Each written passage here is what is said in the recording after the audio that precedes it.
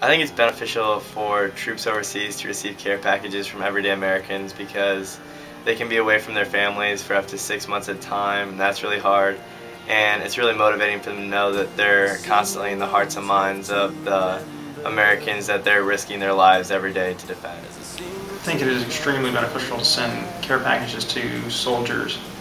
and other service members because it lets them know that people back home do care, lets them know that there is support for them, if not for the conflict itself, that there is a reason that we continue to do what we do, and that we're not being viewed just as baby killers, that we're not going back to the ill will that we saw in the 70s. And it also gets things that we wouldn't see in a combat zone very often, some little nice things like shampoo and little bits of candy that we can't necessarily find there, little bits of home that let us remember what we're doing is worth it.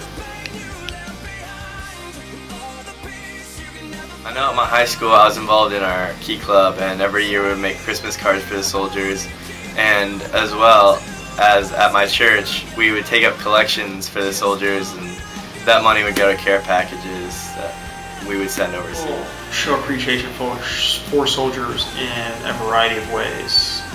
People greeting soldiers coming back from deployments at the airports, sending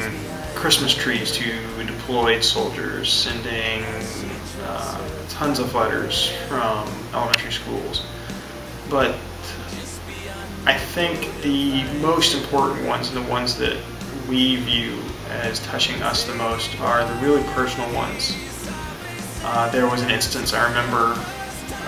one day a group of 10 of us went out for lunch to Applebee's, and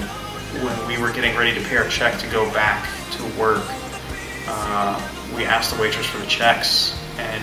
she told us that they had been paid for to include tip for 10 people at Applebee's. And when we asked her who had paid, she indicated the gentleman actually leaving at that moment had paid for it. And even with us literally jumping out of our seats and trying to run out the door as fast as we could, he was gone before we could do that. And that is probably the biggest thank you that I have ever received in support of what we do.